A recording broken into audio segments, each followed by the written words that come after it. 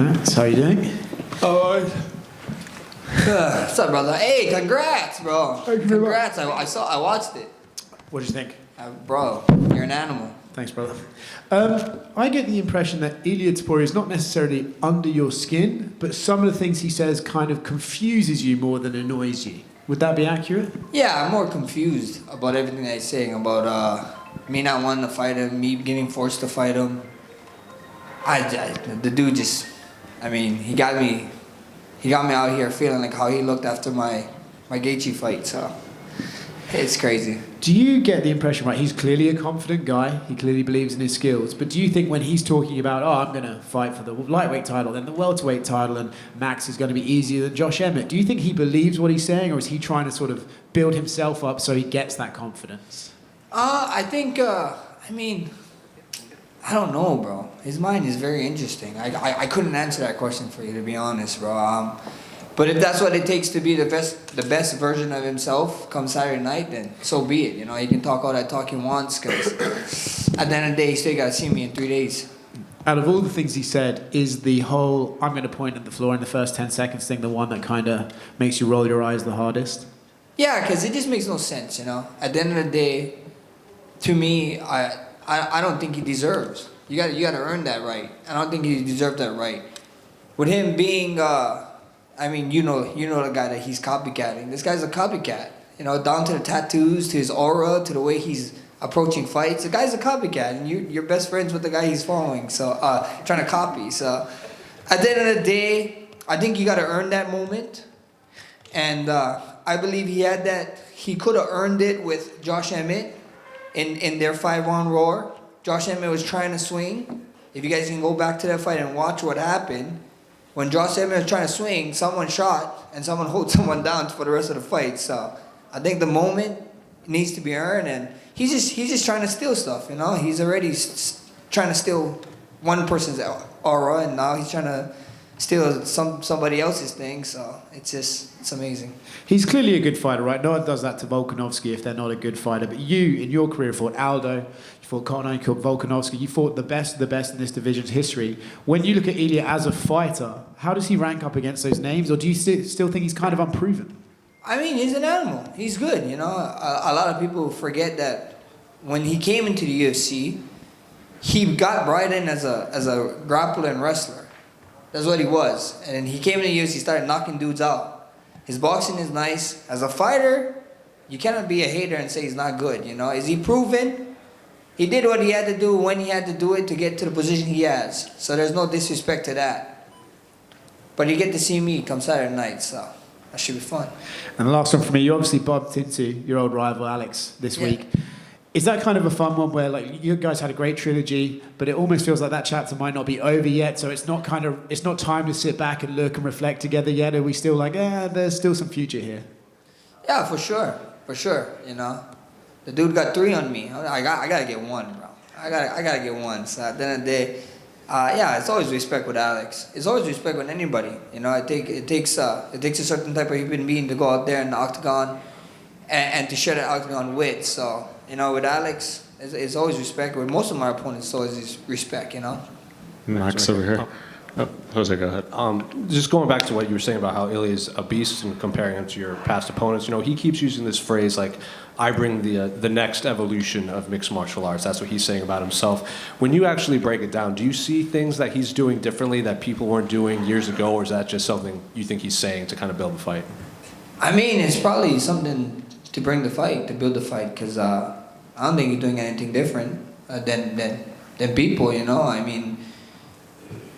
Everybody strikes, everybody wrestles, everybody judos, Greco-Roman, whatever you want to call it. Everybody does this. It's mixed martial arts, you know, and he's putting it together pretty well for himself. But like he's saying, this new generation. I'm only a couple of years older than him, so you know, I've been here, done that. Like I said, a lot of people keep forgetting how young I was. You know, like I said, when I think ESPN posted it. When I was his age, I had like all my title wins and title defenses already. So that's just how that goes.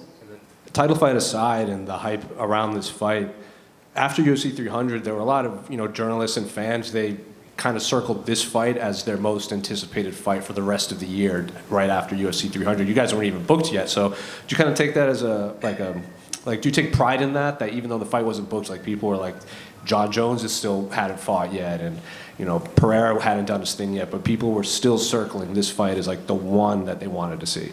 For sure, man. When your name is put up against guys like Alex Pereira and John Jones and people, and these guys are still fighting. There was fighting this year, there was gonna have fights this year, and when you put those names against our names and they said this is the fight that everybody wants to watch, I mean, that's pretty amazing, At the end of the day, I'm just stoked to be talked about in that sense. And when Alex Volkanovski did his breakdown of this fight, he said that he's not sure that Ilia can like fight through being uncomfortable with you. He kept using that word, like if it gets in the later rounds, Max can make this uncomfortable. Is that how you see the fight playing out? Like in the later rounds, you can kind of take him out of his element and make this fight uncomfortable? Yeah, I mean, we see what happens. You never know. You never know what can happen. Your boy been touching people on the right spot and been putting them down. So that's always fun. And at the end of the day, we see what happens. I know he talked about his cardio. He believes he has cardio, but most of the time his cardio is outshining the opponent's cardio because he's hurting them early in their fights. And the beautiful thing is, guys, I just cannot wait, man. I can't wait. It's going to be something special. Tune in Saturday night. And last one for me. I'm sure you saw it, but Power Slap champ, Crazy Hawaiian, told the story about how you stepped up on him when he was a senior, when he was too high in class. Yeah. Is that how it actually played out? Brother, I was just trying to learn, bro. And I didn't say shut the hell up. I said some other words. And we had some other words. And I was training already. They knew who I was. He has a younger brother that was my friend. So I think that probably helped too. But I was just trying to learn, bro. Like bro, please shut the hell up. And I was just like, bro, I'm in class. I'm trying to learn. Be quiet. And we know he was older. It's like, bro, you're down here for a reason. Shut up, I'm trying to learn in class. Leave me alone. Was he still that big at the time? Oh, bro, he was huge, bro. He was huge. Maybe a little bit smaller, but he's still big. And I was much smaller, bro. I was like a 135 or 125 or soaking wet. So that's crazy. Max, right here. So I was at the UAE Warriors event last night, and there was a Gracie member fighting on the card, and he was losing 2 rounds, and then the third, he pointed to the center of the cage, and then about 30 seconds later, he was butt scooting in that same area on the cage. I just wanted to get your thoughts on that, and can we set the record straight on how you're allowed to point to the middle and what circumstances allow this? I mean, everybody can point to the middle, bro. It is what it is, but what you're gonna do to the middle, if you're doing it because of the way I'm doing it, you cannot step back. You gotta go in there and step in the fire and throw. But who knows, bro? Some people they point it down and they shoot after. Maybe that's their secret move, or point it down and booty scooting now. So that's pretty cool. I'm curious, do you think this win, if you get this title back, will be more meaningful than the first time around, just given the time in between the title reigns and everything you've had to overcome to get back here? Never. Not. I mean, I don't know for you guys, the way you guys look at my career, but personally, fighting a guy who I stood idolize and what he's doing, the dude is still fighting, bro. What the hell? Does he age? I mean, I saw somebody talking about how they might be lying on his age, and he's still moving like that. It's just crazy. And to fight the King of Rio in Rio, to win it the way I did, nothing's gonna ever top that moment for me. Can we bring back the hex ties if you get the win here? Maybe bring back the suits and the hex ties. Maybe. Never say never. A lot of talk this week about how you moved up 3 spots in the lightweight rankings. I'm just curious what you thought about that happening, given the fact that you were at 1 spot and you hadn't fought since then, and then this week you jump up again. Yeah, I don't know, bro. The rankings is wild. It doesn't matter unless you got the belt. So it's cool moving up, this and that, being in the pound for pound and everything. But if you're not first, you're last, I guess. If you have 2 belts over your shoulders after this fight, is it going to be a tough decision to decide which one you want to defend?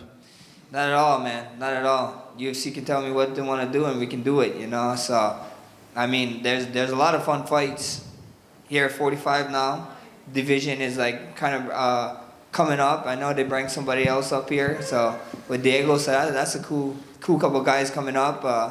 55 is always fun to throw my name in the mix, but first things first is Ilia. You know, I got my hands full with him, and you can ask me that question after Saturday night.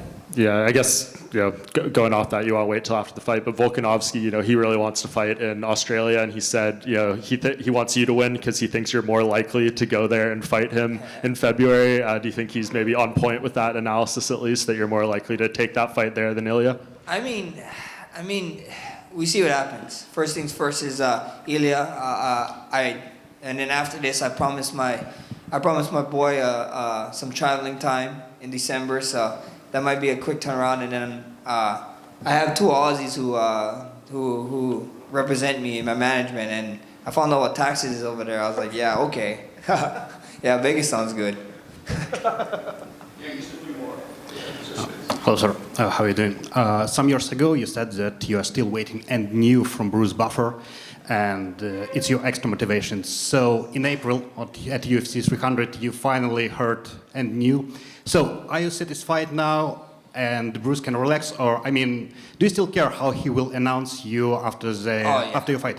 Oh, yeah. And new undisputed title. You know, the BMF title. The BMF title, guys, I don't even know what's going on, why people is like so crazy about it. Before the title, it was supposed to be a fake title.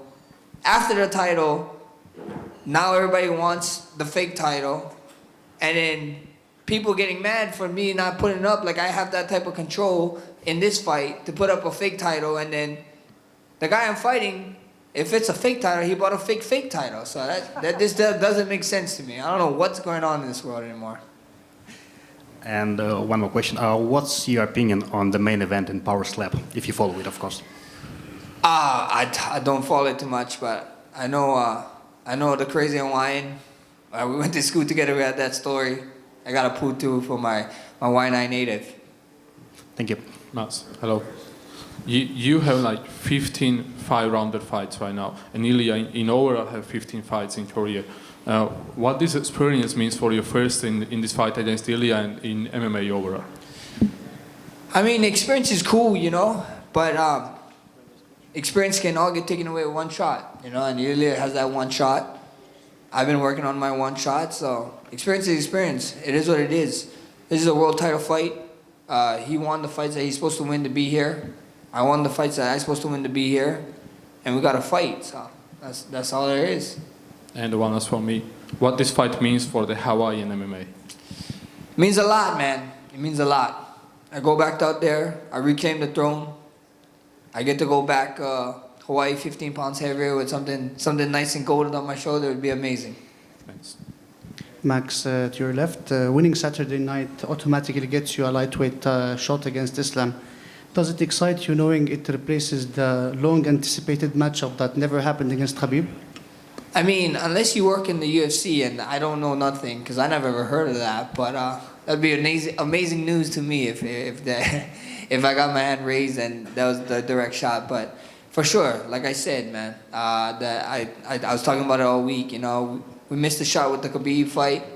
They call Islam the 2.0, and I think Islam is like, he's more willing to fight me now. I know he didn't care too much, because why would he? I was a 45er coming up and the 55 and so whatever. But now he seems more openly to the fight. So never say never. First things first. Like I said, though, I got Ilia. He's my full focus. Well, you're closer than ever to being a triple champ. So good luck. Thank you. Sure. Thank you. Max? Hi, over here. Greetings from Georgia, or how we say Gamarjoba. You mentioned traveling. I just wanted to let you know that no matter what happens Saturday, we're rooting for both of you. May the best man win, and you're always welcome to come and visit Georgia. Thank you. As for questions, so I don't know. I know you're not the type of guy to kind of rest on your laurels or smell the roses, as you say. But you are the first ever fighter to hold the interim title, to hold the undisputed and the BMF title. And as far as undisputed title goes, you have both the old belt and the new belt. So basically, you're like featherweight Thanos or something. I don't know. You've collected them all.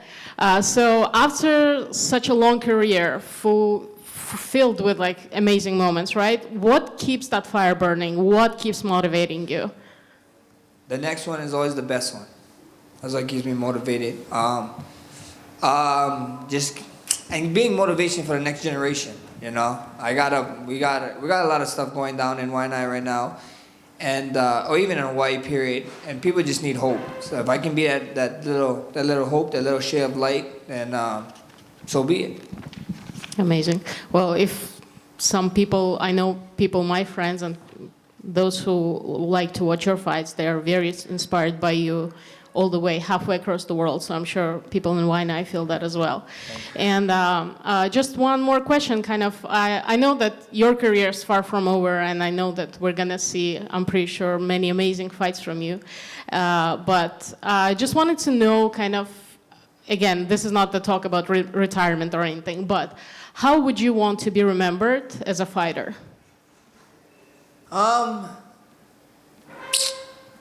Actually, not even as a fighter. I just want to be remembered one of the greatest people. Just a great person. That's it. No fighting anything. I just want you guys to know me and people, all the UFC staff, just to know me as a great person. Like, oh, when they talk about myself, it's like, oh yeah, that was a great kid, or that was a great guy, and that's about it. You know, that you only can leave great stuff behind. You know, and with all these records and everything is cool, but your personality and how you treat someone else is much more important to me. So if you guys can be like, oh yeah, Max was a great guy. Anytime I interview him, anytime I talk to him, any interaction I had with him was great. That's more than enough for me. I think mission is accomplished. Thank you. Thank you. Max, right here. You're a guy that's always kind of taking care of yourself. You've limited the hard sparring and things like that.